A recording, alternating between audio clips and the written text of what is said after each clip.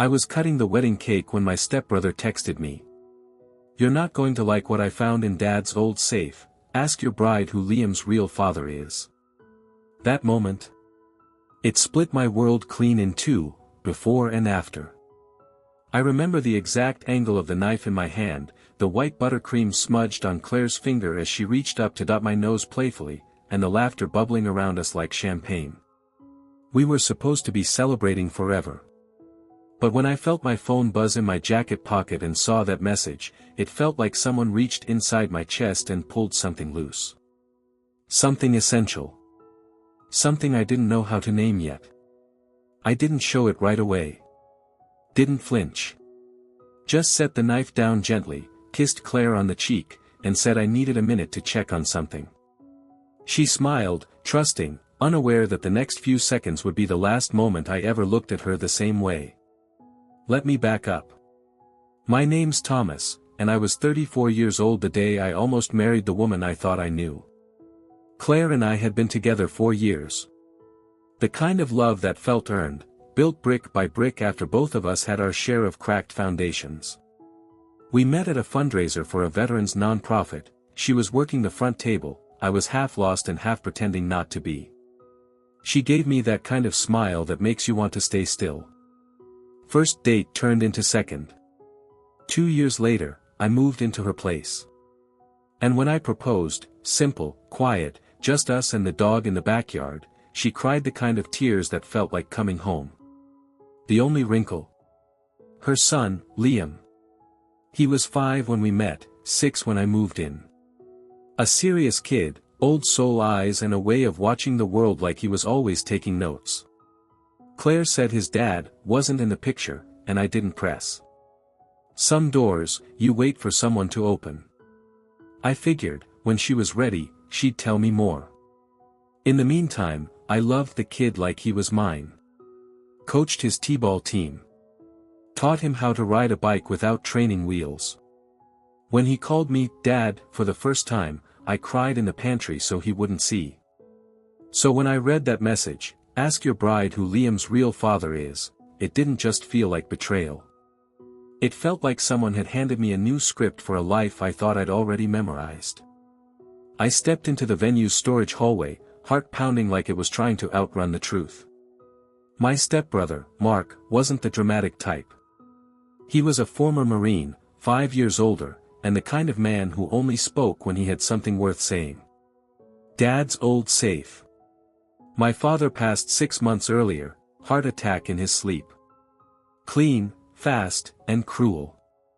We just started to patch things up after years of distance. Claire had been my rock through it all. At least, I thought she had. I called Mark. He picked up on the first ring. "You saw it," he said. "I need you to explain," I said, voice low, steady, like if I didn't raise it, I could keep everything from shattering. "It's paperwork," he said. "Old hospital files. And a letter. From Claire. Dated 6 years ago. Addressed to our dad, not you." That stopped me. What kind of letter? A confession?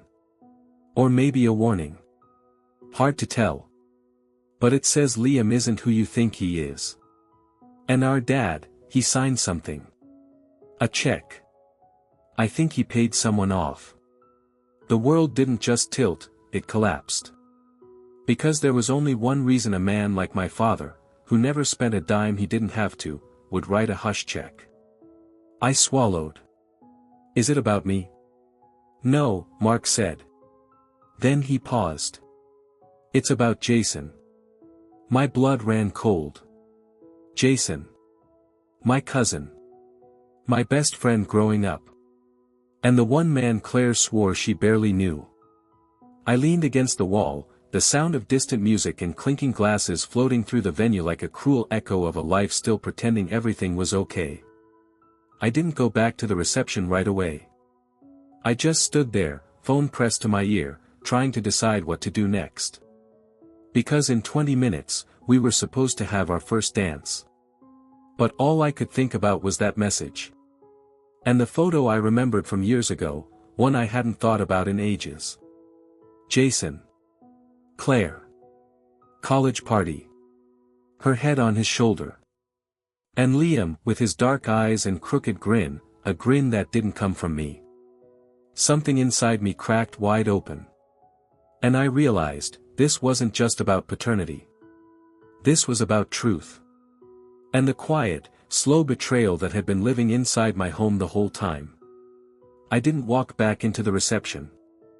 I slipped out the back exit, Tuck's jacket unbuttoned, tie loose, shoes crunching against gravel as I made my way toward the parking lot. The sky above was too perfect, that soft golden hue that always makes you think life is still beautiful. But my stomach felt hollow. Like my body already knew what the rest of me wasn't ready to face. Mark was waiting by his truck. He didn't hug me. Didn't offer some grand gesture. Just handed me a folded envelope, thick, yellowed, and already opened. My father's handwriting was scrawled across the front in faded black ink. Confidential. Return to me if found. Inside was the letter. Claire's handwriting was unmistakable.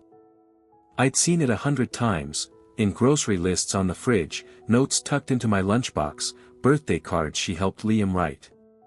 But this wasn't warm or casual. It was precise. Measured. Like every word had been rehearsed. I know this might be strange, writing to you instead of Jason. But you've always been the one who handled difficult things in this family. To Mr. Howard. I'm writing because I need your help. I made a mistake. A big one. And I don't know who else to turn to. I didn't want to keep reading. But I had to. 6 months ago, I found out I was pregnant.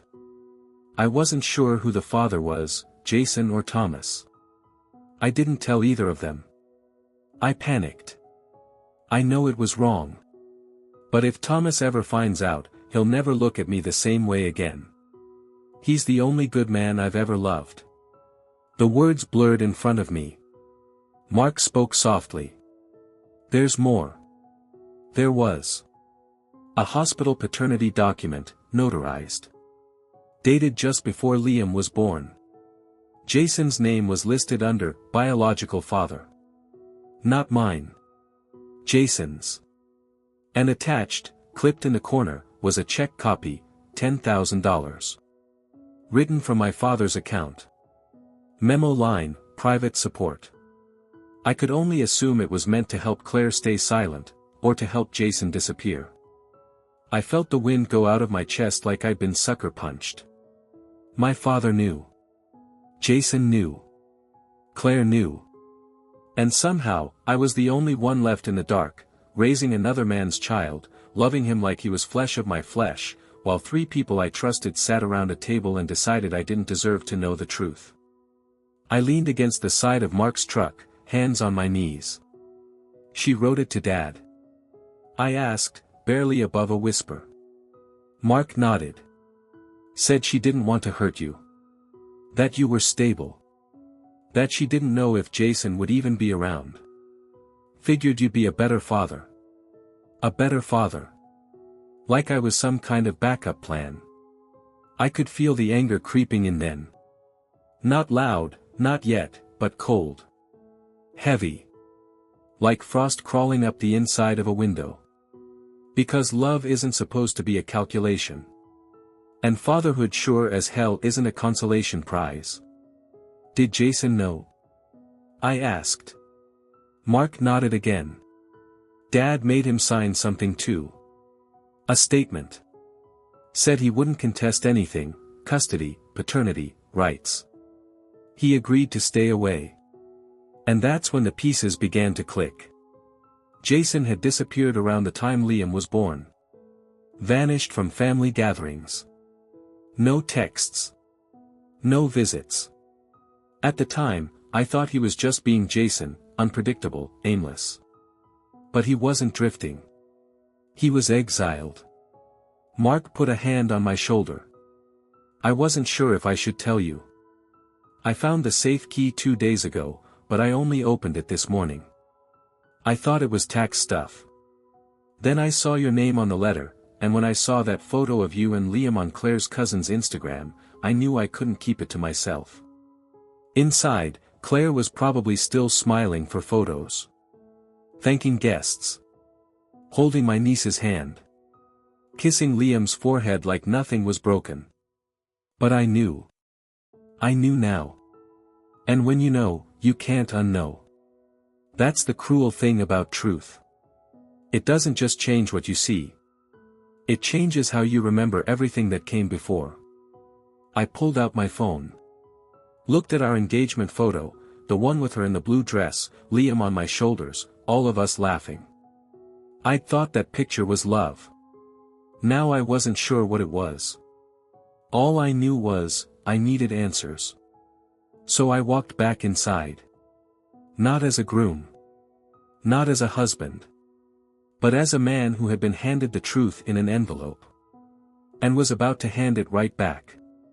I walked back into the venue carrying the envelope like it was radioactive. People were still clapping, still buzzing with that champagne glow of celebration. I saw Claire near the dance floor, her back to me, laughing with her cousin, Liam curled into her side, clutching a slice of cake like it was treasure. And all I could think was, does she see it in his eyes? That shadow of Jason?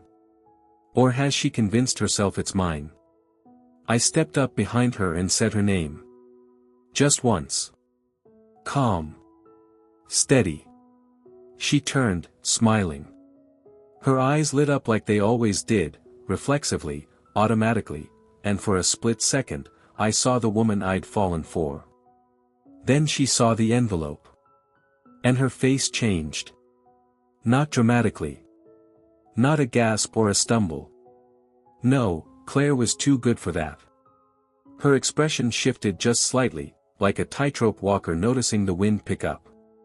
We need to talk, I said. I didn't make a scene. I didn't raise my voice. I just gestured toward the side room where the bridal party had gotten ready that morning. She nodded, handed Liam off to her cousin, and followed me without a word. Inside, the room was quiet. Perfume and powder still lingered in the air. Her bouquet sat in a vase by the mirror. Someone had left a tube of lipstick uncapped on the vanity. It felt, suspended. Like the room hadn't caught up to the truth yet. I closed the door and handed her the envelope. What's this? She asked, already knowing. You tell me. She opened it. Saw her own handwriting. The hospital file. The check. And then, something in her shoulders just dropped. Not defeated. Not caught. Just tired. She sat down slowly, her fingers trembling. She looked like someone who'd been waiting years for this moment and dreaded every second of it. I didn't know he kept it, she said quietly. I didn't say anything. She looked up at me, eyes wide and glassy. Thomas, I was going to tell you. I kept waiting for the right time. And then Liam got older. And he called you Dad. And you loved him like he was mine, I said. She nodded. He's not, I said. She nodded again. Then shook her head. No. He's not yours by blood. But. Don't, I cut in. Don't try to soften it. You lied to me. I didn't lie, she said, voice breaking. I omitted. I made a choice to protect what we had. That's when I felt it, the shift from shock to fury. Protect? I said. You built our life on a lie. You let me believe. You wanted me to believe. Because I was afraid, she snapped. Afraid if I told you, I'd lose you. And I was right, wasn't I? No, I said, shaking my head. You didn't trust me with the truth. You didn't give me the choice. You decided I was safe, good enough to raise your son, good enough to marry, but not enough to know. She looked away. I stepped forward. Not threatening, just closer. Did Jason know you were pregnant? She hesitated. Then nodded. Did he ever want to be in Liam's life? Tears welled up, but she blinked them back. He was reckless. Irresponsible. He said he'd disappear if I asked. Said he wasn't ready.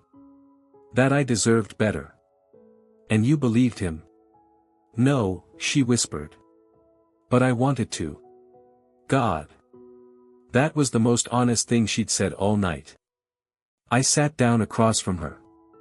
I loved you, I said. Not the perfect version of you. Not the curated, wedding planner version. You. I would have stood by you, Claire. If you'd told me. If you'd let me in. She was crying now, hands in her lap, dress spread around her like a white lie unraveling at the seams. I thought I could bury it, she said. That it wouldn't matter. That love would be enough. I shook my head. Love isn't built on silence. It's built on truth. Even the ugly kind. We sat there in that quiet room for a long time. No yelling. No accusations. Just two people sitting in the wreckage of what might have been. Finally, I stood up. I don't know what happens next, I said. But I can't pretend nothing's changed. Do you still love him? I asked. Claire looked up. What? Jason. Do you still love him? Her mouth opened. Closed. I don't know, she said. Maybe part of me always did. That was it.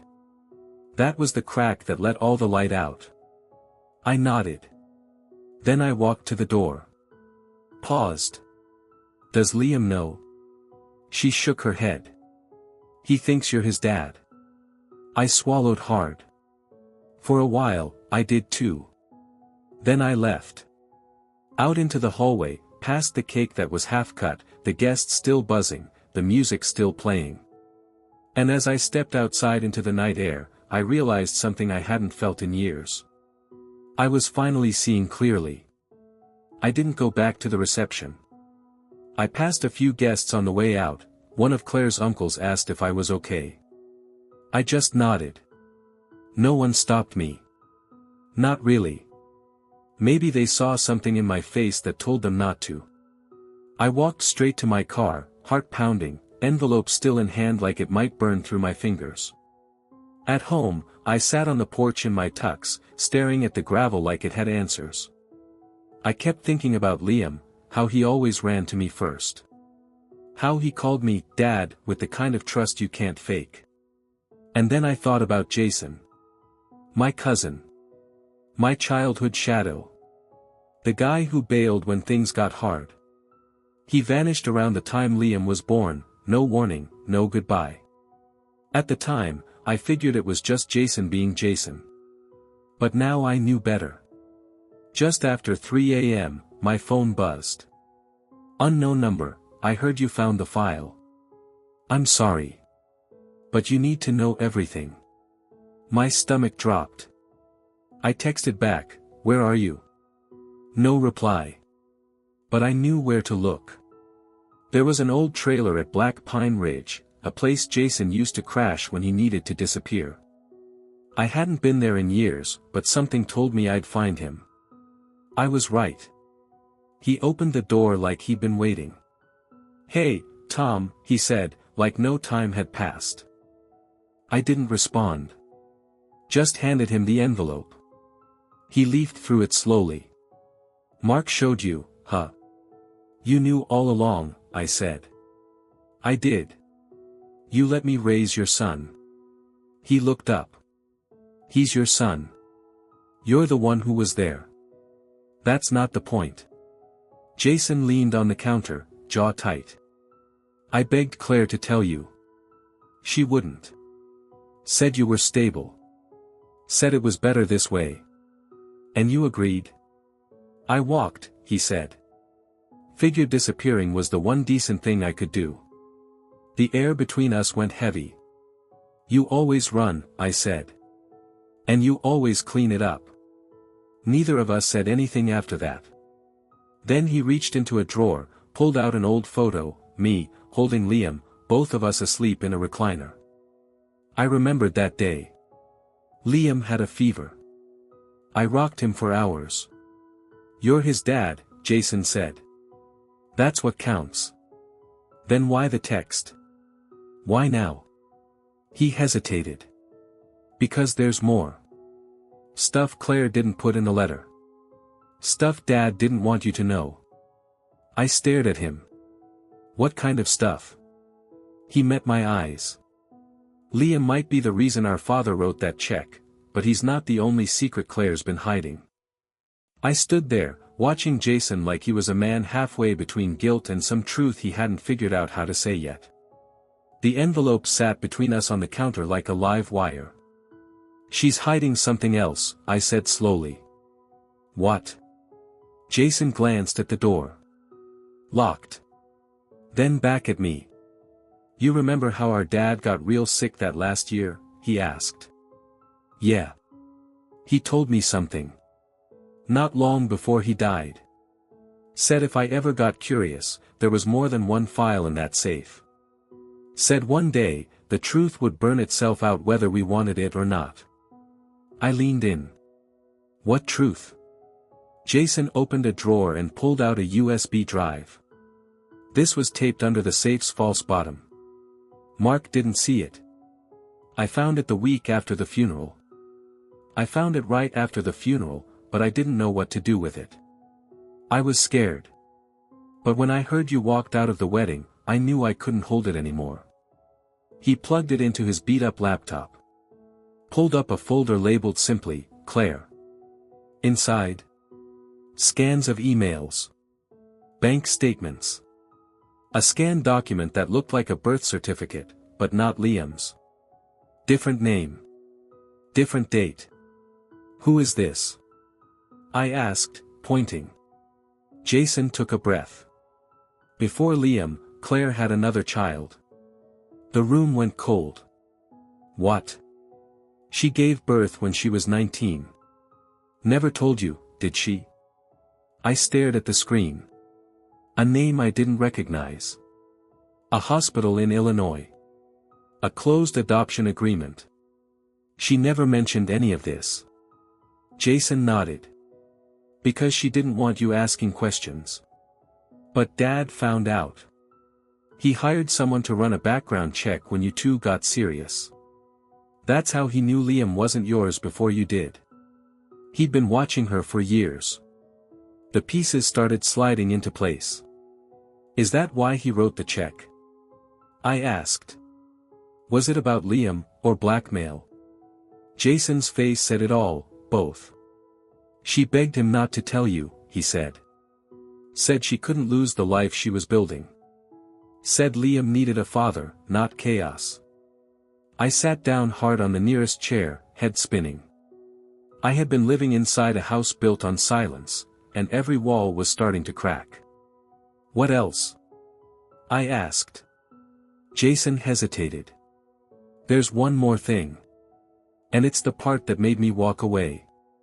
He clicked on a voicemail file. Old. Grainy. Claire's voice. Panicked. "If anyone finds this." I didn't mean to lie. I didn't mean for it to go this far. "But if Thomas ever finds out about the first baby, or about Jason, he'll leave. And I can't let that happen. I can't be alone again." My mouth went dry. This wasn't just omission. This was orchestration. Layers of truth folded under half-truths. A web spun so carefully I didn't see it tightening until it started to choke me.